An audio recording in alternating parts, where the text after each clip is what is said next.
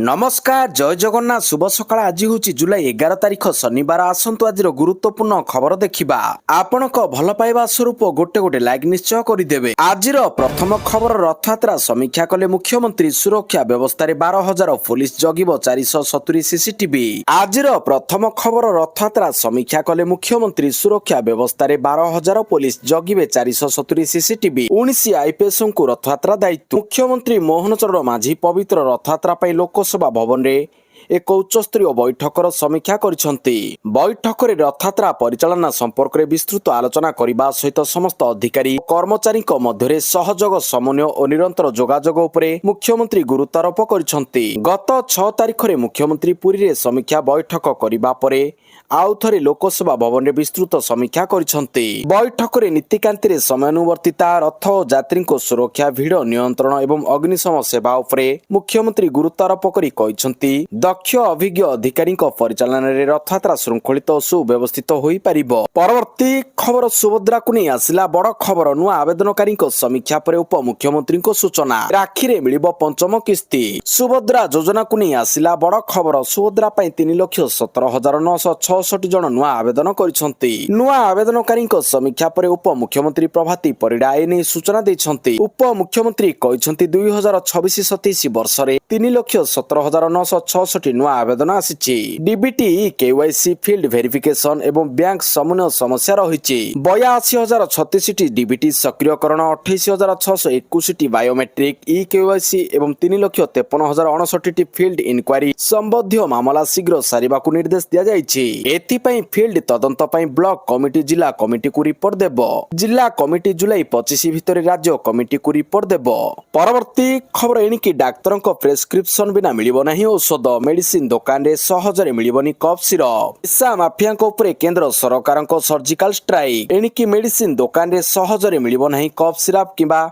Tonic syrup को निशा भाव में व्यवहार करने उपरे रोक लगाइबाकू मोदी सरकार बड़ पदक्षेप। 1945 नियम रे संशोधन द्वारा 30 मिल रु अधिक एवं 12% रु अधिक इथाइल अल्कोहल थिबा समस्त मौखिक औषध को शेड्यूल H1 वर्ग रे रखा जायछि। केंद्र सरकार कफ सिरप एवं टॉनिक भली औषध संपर्क रे एक गुरुत्वपूर्ण निष्पत्ति नैछंती। देश रे निशा भाव में कफ सिरप एवं टॉनिक रो अपव्यवहार को रोकिबा पई निष्पत्ति निया जायछि। परवर्ती खबर प्रकाश पाइला 2 वर्षिया बीएड एमएड एवं बीएचएड प्रवेशिका परीक्षा रिजल्ट। प्रकाश पाइला 2 वर्षिया बीएड एमएड एवं बीएचएड प्रवेशिका परीक्षा रिजल्ट। शिक्षा वर्ष 2026-27 पई 2 वर्षिया बीएड एमएड एवं बीएचएड पाठ्यक्रम रे नाम लेखाइबा निमते आनुष्ठानिक होइतिला ई प्रवेशिका परीक्षा। छात्र छात्री माने साम्स पोर्टाल को जाई निजर रिजल्ट देखि परिबे। एने उच्च शिक्षा विभाग पक्षरु सूचना प्रदान करा जायछि। उच्च शिक्षा विभाग अधीन रे थिबा राज्यर मोट 31 शिक्षक शिक्षा अनुष्ठान रे बीएड पई 2,450 एमएड पई 300 एवं बीएचएड पाठ्यक्रम पई 50 सीट रहिछि। परवर्ती खबर थालापति विजय को हाईकोर्ट आश्वस्ति करूर पीड़ितों परिवार को बांटिबे सरकारी नियुक्ति पत्र। तमिलनाडु मुख्यमंत्री विजय को मद्रास हाईकोर्ट आश्वस्ति मिली। हाईकोर्ट तांको करूर पीड़ितों परिवार लोकों को सरकारी नियुक्ति पत्र बांटिबार अनुमति प्रदान करिसेंती। हाईकोर्ट कहिसेंती चाकरी अस्थायी रहिबो एवं एहा उपरे आगुको विचार कराजिबो। परवर्ती खबर जुलाई 13 रे बंद हब अभियोग शुणाणी। परवर्ती खबर जुलाई 13 रे बंद रहिबो अभियोग शुणाणी। सोमवार जुलाई 13 तारिख रे मुख्यमंत्री जन अभियोग शुणाणी कार्यक्रम बंद रहिबो। मुख्यमंत्री अन्य गुरुत्वपूर्ण कार्य थिबारु आसंता सोमवार 13 तारिख रे मुख्यमंत्री जन अभियोग शुणाणी बंद रहिबो। परवर्ती अभियोग शुणाणी तारिख जनसाधारण को संवाद पत्र तथा अन्य गणमाध्यम जरिया जणाई दिया जिवो। परवर्ती अभियोग शुणाणी तारिख जनसाधारण को संवाद पत्र तथा अन्य गणमाध्यम जरिया जणाई दिया जिवो। एही संपर्क रे साधारण प्रशासन और साधारण अभियोग विभाग पक्षरु सूचना दिया जायछि। परवर्ती खबर 14 जुलाई रे महाकाश जिबे भारतीय वंशोद्भव नासा महाकाश यात्री अनिल मेनन। अमेरिकार महाकाश गवेषणा संस्था नासार महाकाशचारी भारतीय वंशोद्भव अनिल मेनन इतिहास रचिबाकू जाउछंती। अनिल मेनन जुलाई 14 तारिख रे प्रथम थर पई अंतर्जातीय स्पेस स्टेशन जिबे। ଅଣଚାଶ ବର୍ଷୀୟ ମେନନ ରୁଷୀୟ ମହାକାଶଚାରୀଙ୍କ ସହ MS-29 ମହାକାଶ ଯାନରୁ ଉଡ଼ାଣ କରିବେ। ପରବର୍ତ୍ତୀ ଖବର, ରାଜ୍ୟରେ ଏଥର ବିଳମ୍ବରେ ହୋଇପାରେ ପଞ୍ଚାୟତ ନିର୍ବାଚନ। ବିଳମ୍ବ ହୋଇପାରେ ଏଥର ପଞ୍ଚାୟତ ନିର୍ବାଚନ। 2027 ଜନଗଣନା ପରେ ନିର୍ବାଚନ ପ୍ରକ୍ରିୟା ଆଗକୁ ବଢିବାକୁ ଯାଉଛି। ଏହା ସହ ପ୍ରଥମ ଥର ପାଇଁ ଡୋର ଟୁ ଡୋର ସର୍ଭେ କରି ବୁଥ ୱାଇଜ ଭୋଟର ତାଲିକା ପ୍ରସ୍ତୁତ କରିବାକୁ ଯୋଜନା କରାଯାଇଛି। ଏନେଇ ନିର୍ବାଚନ ପ୍ରସ୍ତୁତି ଜୋରଦାର ହୋଇଛି। ରାଜ୍ୟରେ ପଞ୍ଚାୟତ ନିର୍ବାଚନ ଏଥର ବିଳମ୍ବରେ ହୋଇପାରେ। ସୂଚନା ମୁତାବକ 2027 ଜନଗଣନା ପ୍ରକ୍ରିୟା ଶେଷ ହେବା ପରେ ଆସନ୍ତା ଏପ୍ରିଲ ମାସରେ ପଞ୍ଚାୟତ ନିର୍ବାଚନ ପାଇଁ ବିଜ୍ଞପ୍ତି ପ୍ରକାଶ ପାଇବାର ସମ୍ଭାବନା ରହିଛି। ଏହାପରେ ଜୁନ୍ ସୁଦ୍ଧା ନିର୍ବାଚନ ପ୍ରକ୍ରିୟା ଶେଷ କରିବାକୁ ପ୍ରସ୍ତୁତି ଚାଲିଛି। ନିର୍ବାଚନ ପ୍ରସ୍ତୁତିକୁ ନେଇ ରାଜ୍ୟ ସରକାର ପୂର୍ବରୁ ଆରଡିସି ଓ ସମସ୍ତ ଜିଲ୍ଲାପାଳଙ୍କ ସହ ବୈଠକ କରିସାରିଛନ୍ତି। ଆସନ୍ତା 21 ତାରିଖରେ ପୁଣି ଥରେ ଆଭାସୀ ମାଧ୍ୟମରେ ଏକ ସମୀକ୍ଷା ବୈଠକ ବସିବ। ପରବର୍ତ୍ତୀ ଖବର, ଭାରତରେ ହେବ ବିବିଏଲ୍ ମ୍ୟାଚ୍। ଅଷ୍ଟ୍ରେଲିଆର ବିଗ୍ ବାସ୍ ଲିଗ୍ ବିବିଏଲ୍ ପ୍ରଥମ ଥର ଲାଗି ବିଦେଶରେ ହେବ। ଚଳିତ ବର୍ଷ ଡିସେମ୍ବରରେ ଏହା 2026-27 ସଂସ୍କରଣର ଏକ ମ୍ୟାଚ୍ ଭାରତର ଚେନ୍ନାଇରେ ଖେଳାଯିବ। ଡିସେମ୍ବର 12 ତାରିଖରେ ଖେଳାଯିବାକୁ ଥିବା ଏହି ମ୍ୟାଚ୍ରେ ମେଲବର୍ଣ୍ଣ ରେନ୍ଗାର୍ଡସ୍ ଏବଂ ପର୍ଥ ସ୍କଚସ୍ ମୁହାଁମୁହିଁ ହେବେ। ପରବର୍ତ୍ତୀ ଖବର, ନୀତିନ ଗଡକରୀଙ୍କ ବଡ଼ ସୂଚନା, ହାଇଡ୍ରୋଜେନ୍ ଇନ୍ଧନର ପରୀକ୍ଷଣ ଚାଲିଛି। ହାଇଡ୍ରୋଜେନ୍ ହେଉଛି ପରିବହନ ଶିଳ୍ପର ଭବିଷ୍ୟତ। ଇଥାନଲ ମିଶା ପେଟ୍ରୋଲକୁ ନେଇ ଦେଶରେ ଚର୍ଚ୍ଚା ଥମୁନଥିବା ବେଳେ ଏହି ସମୟରେ ସଡ଼କ ପରିବହନ ଓ ରାଜପଥ ମନ୍ତ୍ରୀ ନୀତିନ ଗଡକରୀ ଆଉ ଏକ ନୂଆ ଇନ୍ଧନ ଆସୁଥିବା ସୂଚନା ଦେଇଛନ୍ତି। ସେ କହିଛନ୍ତି ଯେ ହାଇଡ୍ରୋଜେନ୍ ହେଉଛି ପରିବହନ ଶିଳ୍ପର ଭବିଷ୍ୟତ। ଦେଶର 10ଟି ରୁଟ୍ରେ ତାହାର ପରୀକ୍ଷଣ ଚାଲିଛି। ସେ କହିଛନ୍ତି ଭୁବନେଶ୍ୱର, କୋଣାର୍କ, ପୁରୀ ସମେତ ନୋଏଡା, ଦିଲ୍ଲୀ, ଆଗ୍ରା, ଅହମ୍ମଦାବାଦ, ବଡୋଦରା, ସୁରତ, ସାଇଦାବାଦ, ଫରିଦାବାଦ, ଦିଲ୍ଲୀ, ପୁନେ, ମୁମ୍ବାଇ, ଥିରୁବନନ୍ତପୁରମ୍, କୋଚି ରୁଟ୍ରେ ଇନ୍ଧନର ପରୀକ୍ଷଣ ହେଉଛି। ପରବର୍ତ୍ତୀ ଖବର, ପାଣିପାଗ ବିଭାଗର ସୂଚନା, 7 ଦିନ ଯାଏଁ ଜାରି ରହିବ ବର୍ଷା। ବଙ୍ଗୋପସାଗରରେ ଘୂର୍ଣ୍ଣିବଳୟ ସୃଷ୍ଟି ହୋଇଛି। ଏହା ଦ୍ୱାରା ରାଜ୍ୟରେ ଲଗାଣ ବର୍ଷାର ସମ୍ଭାବନା ବଢିଛି। ଆଗାମୀ ଏକ ସପ୍ତାହ ପର୍ଯ୍ୟନ୍ତ ବର୍ଷା ଜାରି ରହିପାରେ। ଭୁବନେଶ୍ୱରସ୍ଥିତ ଆଞ୍ଚଳିକ ପାଣିପାଗ ବିଜ୍ଞାନ କେନ୍ଦ୍ର ପକ୍ଷରୁ ଏଭଳି ଆକଳନ କରାଯାଇଛି। ପାଣିପାଗ ବିଭାଗ ପକ୍ଷରୁ ସୂଚନା ଦିଆଯାଇଛି ଯେ ଆଗାମୀ 7 ଦିନ ଧରି ବର୍ଷା ଲାଗି ରହିବ। ପରବର୍ତ୍ତୀ ଖବର, ଶେଖ୍ ହସିନାଙ୍କ ବଡ଼ ଘୋଷଣା। ଚଳିତ ବର୍ଷ ଡିସେମ୍ବର ସୁଦ୍ଧା ବାଂଲାଦେଶ ଫେରି କୋର୍ଟରେ ଆତ୍ମସମର୍ପଣ କରିବେ ବାଂଲାଦେଶର ପୂର୍ବତନ ପ୍ରଧାନମନ୍ତ୍ରୀ ଶେଖ୍ ହସିନା। କେବଳ ସେ ଏକା ନୁହେଁ, ତାଙ୍କ ଦଳ ଆଗାମୀ ଲିଗ୍ର ନିର୍ବାଚନରେ ଥିବା ବରିଷ୍ଠ ନେତାମାନେ ମଧ୍ୟ କୋର୍ଟରେ ଆତ୍ମସମର୍ପଣ କରିବେ ବୋଲି ରିୟଟର୍ସକୁ ସାକ୍ଷାତକାର ଦେଇ ସେ କହିଛନ୍ତି। ତାଙ୍କୁ ବାଂଲାଦେଶର ଏକ ଟ୍ରିବ୍ୟୁନାଲ ମୃତ୍ୟୁଦଣ୍ଡ ଦେଇଛନ୍ତି।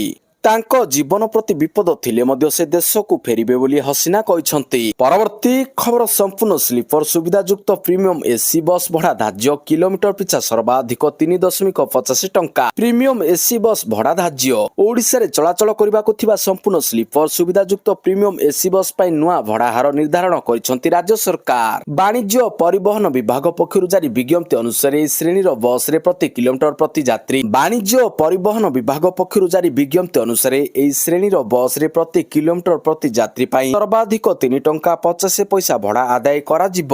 ରାଜ୍ୟ ଗେଜେଟରେ ବିଜ୍ଞପ୍ତି ପ୍ରକାଶ ପାଇବା ଦିନଠାରୁ ଏହି ନୂଆ ଭଡ଼ା କାର୍ଯ୍ୟକାରୀ ହେବ। ପରବର୍ତ୍ତୀ ଖବର, ନ୍ୟୁଜିଲାଣ୍ଡ ଗସ୍ତରେ ମୋଦି। ନ୍ୟୁଜିଲାଣ୍ଡ ଗସ୍ତରେ ପ୍ରଧାନମନ୍ତ୍ରୀ ନରେନ୍ଦ୍ର ମୋଦି। ଐତିହାସିକ ମୁକ୍ତ ବାଣିଜ୍ୟ ଚୁକ୍ତି ପରେ ପ୍ରଥମ ଗସ୍ତ। ପ୍ରଧାନମନ୍ତ୍ରୀ ନରେନ୍ଦ୍ର ମୋଦି ତାଙ୍କ ତ୍ରିରାଷ୍ଟ୍ରୀୟ ଗସ୍ତର ଶେଷ ପର୍ଯ୍ୟାୟରେ ନ୍ୟୁଜିଲାଣ୍ଡରେ ପହଞ୍ଚିଛନ୍ତି। 2 ଦିନିଆ ଗସ୍ତ କାଳରେ ନ୍ୟୁଜିଲାଣ୍ଡ ପ୍ରଧାନମନ୍ତ୍ରୀ ଖ୍ରୀଷ୍ଟୋଫର ଲକ୍ସନଙ୍କ ସହ ମୋଦି ଆଲୋଚନା କରିବେ ଏବଂ ପ୍ରବାସୀ ଭାରତୀୟଙ୍କୁ ସମ୍ବୋଧିତ କରିବେ। ଭାରତ ଓ ନ୍ୟୁଜିଲାଣ୍ଡ ମଧ୍ୟରେ ଐତିହାସିକ ମୁକ୍ତ ବାଣିଜ୍ୟ ଚୁକ୍ତିନାମା ସ୍ୱାକ୍ଷରିତ ହେବା ପରେ ମୋଦି ପ୍ରଥମ ଥର ନ୍ୟୁଜିଲାଣ୍ଡ ଯାଇଛନ୍ତି। 40 ବର୍ଷରେ କୌଣସି ଭାରତୀୟ ପ୍ରଧାନମନ୍ତ୍ରୀଙ୍କର ଏହା ପ୍ରଥମ ନ୍ୟୁଜିଲାଣ୍ଡ ଗସ୍ତ। ମୋଦି ଅକଲାଣ୍ଡ ବିମାନ ବନ୍ଦରରେ ପହଞ୍ଚିବା ପରେ ନ୍ୟୁଜିଲାଣ୍ଡ ପ୍ରଧାନମନ୍ତ୍ରୀ ଖ୍ରୀଷ୍ଟୋଫର ଲକ୍ସନ ତାଙ୍କୁ ସ୍ୱାଗତ କରିଥିଲେ।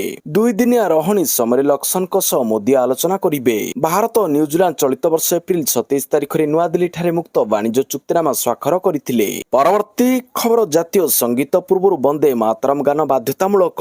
କେନ୍ଦ୍ର ଗୃହ ମନ୍ତ୍ରଣାଳୟ ପକ୍ଷରୁ ଜାତୀୟ ସଙ୍ଗୀତ, ଜନଗଣମନ ଏବଂ ଜାତୀୟ ଗୀତ ବନ୍ଦେ ମାତରମ୍ ଗାନ ତଥା ଏହାର ପରିବେଷଣକୁ ନେଇ ସମସ୍ତ ରାଜ୍ୟ, କେନ୍ଦ୍ରଶାସିତ ଅଞ୍ଚଳ ଏବଂ କେନ୍ଦ୍ରୀୟ ମନ୍ତ୍ରଣାଳୟଗୁଡ଼ିକୁ ଏକ ନୂତନ ନିର୍ଦ୍ଦେଶନାମା ଜାରି କରାଯାଇଛି। ମନ୍ତ୍ରଣାଳୟ ପକ୍ଷରୁ ଏହି ନିୟମଗୁଡ଼ିକୁ କଡ଼ାକଡ଼ି ଭାବରେ ପାଳନ କରିବାକୁ ନିର୍ଦ୍ଦେଶ ଦିଆଯିବା ସହ ଏକ ସ୍ପଷ୍ଟ ପ୍ରୋଟୋକଲ ଧାର୍ଯ୍ୟ କରାଯାଇଛି। ଗୃହ ମନ୍ତ୍ରଣାଳୟ ସମସ୍ତ ରାଜ୍ୟର ମୁଖ୍ୟ ଶାସନ ସଚିବ, ପ୍ରଶାସକ ଏବଂ କେନ୍ଦ୍ରୀୟ ସଚିବମାନଙ୍କୁ ଚିଠି ଲେଖି ଏହି ସୂଚନା ଦେଇଛି। ପରବର୍ତ୍ତୀ ଖବର ଜମି ଲିଜ୍ ରେକର୍ଡର ସଠିକ ରକ୍ଷଣାବେକ୍ଷଣ ନିମନ୍ତେ ରାଜସ୍ୱ ବିଭାଗର କଡ଼ା ନିର୍ଦ୍ଦେଶ। ନ୍ୟାୟିକ ମାମଲାରେ ଅଦାଲତରେ ସଠିକ ସଂରକ୍ଷିତ ରେକର୍ଡ ପ୍ରଦାନ କରିବା ନିମନ୍ତେ ରାଜସ୍ୱ ସଚିବଙ୍କ ନିର୍ଦ୍ଦେଶ। ଜମି ଲିଜ୍ ସମ୍ବନ୍ଧୀୟ ମାମଲାରେ ଉଚ୍ଚ ନ୍ୟାୟାଳୟଙ୍କ ଆଦେଶ ଓ ବିଧିବଦ୍ଧ ପ୍ରକ୍ରିୟାର ଯଥାର୍ଥ ପାଳନକୁ ସର୍ବୋଚ୍ଚ ଗୁରୁତ୍ୱ ଦେଇ ଆବଶ୍ୟକୀୟ ସଠିକ ସଂରକ୍ଷିତ ରେକର୍ଡ ପ୍ରଦାନ କରିବା ନିମନ୍ତେ ରାଜସ୍ୱ ଓ ବିପର୍ଯ୍ୟୟ ପରିଚାଳନା ବିଭାଗ ପକ୍ଷରୁ ଦୃଢ଼ ନିର୍ଦ୍ଦେଶ ଜାରି କରାଯାଇଛି। ଏହି ସଂକ୍ରାନ୍ତରେ ରାଜସ୍ୱ ଓ ବିପର୍ଯ୍ୟୟ ପରିଚାଳନା ବିଭାଗର ଅତିରିକ୍ତ ମୁଖ୍ୟ ଶାସନ ସଚିବ ଡକ୍ଟର ଅରବିନ୍ଦ ପାଢ଼ୀ ସମସ୍ତ ଜିଲ୍ଲାପାଳଙ୍କୁ ଚିଠି ଲେଖି ନିର୍ଦ୍ଦେଶ ଦେଇଛନ୍ତି। ପରବର୍ତ୍ତୀ ଖବର ଇତିହାସ ରଚିଲେ ସ୍ମୃତି ମନ୍ଧନା 300 ଅନ୍ତର୍ଜାତୀୟ ମ୍ୟାଚ୍ ଖେଳିବାରେ ହେଲେ ତୃତୀୟ ଭାରତୀୟ ମହିଳା କ୍ରିକେଟର। ଭାରତୀୟ ମହିଳା କ୍ରିକେଟ ଦଳର ଷ୍ଟାର ଓପନର ତଥା ଉପ ଅଧିନାୟିକା ସ୍ମୃତି ମନ୍ଧନା ଏକ ଏଲ୍ଟି କ୍ଲବରେ ସାମିଲ ହୋଇଛନ୍ତି। 300ଟି ଅନ୍ତର୍ଜାତୀୟ ମ୍ୟାଚ୍ ଖେଳିବାରେ ତୃତୀୟ ଭାରତୀୟ ମହିଳା କ୍ରିକେଟର ହେବାର ଗୌରବ ଅର୍ଜନ କରିଛନ୍ତି।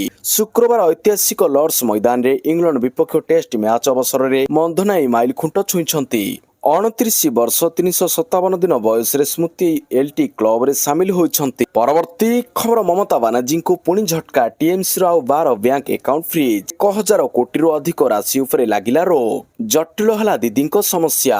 ତୃଣମୂଳ କଂଗ୍ରେସ ଟିଏମ୍ସିର ସମସ୍ୟା ଆହୁରି ଜଟିଳ ହୋଇଛି। କୋଲକାତା ହାଇକୋର୍ଟରୁ ପାର୍ଟିର ଦୈନନ୍ଦିନ ଖର୍ଚ୍ଚ ପାଇଁ ଆଂଶିକ ଧାନ ଉଠାଣର ସୁବିଧା ମିଳିବାର ଦିନକ ପରେ ବିଧାନନଗର ସାଇବର ଥାନା ପାର୍ଟିର କେତେକ ସରକାରୀ ଓ ଘରୋଇ ବ୍ୟାଙ୍କରେ ଥିବା ଆଉ 12ଟି ଆକାଉଣ୍ଟକୁ ଫ୍ରିଜ୍ କରିବାକୁ ନିର୍ଦ୍ଦେଶ ଦେଇଛି। ପୋଲିସ ସୂତ୍ର ଅନୁସାରେ 2 ପର୍ଯ୍ୟାୟରେ ଫ୍ରିଜ୍ ହୋଇଥିବା ଏସବୁ ଆକାଉଣ୍ଟରେ 1,000 କୋଟିରୁ ଅଧିକ ରାଶି ଜମା ରହିଛି।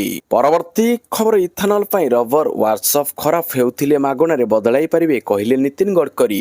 ଦେଶରେ E20 ପେଟ୍ରୋଲ ନେଇ ପ୍ରବଳ ହୋହାଲ୍ଲା ଜାରି ରହିଥିବା ବେଳେ କେନ୍ଦ୍ର ସଡ଼କ ପରିବହନ ଓ ରାଜପଥ ମନ୍ତ୍ରୀ ନୀତିନ ଗଡ଼କରୀ ପୁଣି ଥରେ ମିଡିଆରେ ସ୍ପଷ୍ଟୀକରଣ ଦେଇଛନ୍ତି। ସୋସିଆଲ ମିଡିଆରେ ହେଉଥିବା ଦାବିରେ କୌଣସି ସତ୍ୟତା ନାହିଁ ବୋଲି କେନ୍ଦ୍ରମନ୍ତ୍ରୀ କହିଛନ୍ତି। ଇଣ୍ଡିଆନ ଏକ୍ସପ୍ରେସକୁ ସାକ୍ଷାତକାର ଦେଇ ଶ୍ରୀ ଗଡ଼କରୀ ଏକ ବଡ଼ ସୂଚନା ମଧ୍ୟ ଦେଇଛନ୍ତି। ସେ କହିଛନ୍ତି ଯେ E20 ପେଟ୍ରୋଲ ପାଇଁ ଯେଉଁ ପୁରୁଣା ଗାଡ଼ିଗୁଡ଼ିକର ରବର ଖରାପ ହେଉଛି ସର୍ଭିସିଂରେ ସେଗୁଡ଼ିକୁ ମାଗଣା ରିପ୍ଲେସ୍ କରିପାରିବେ।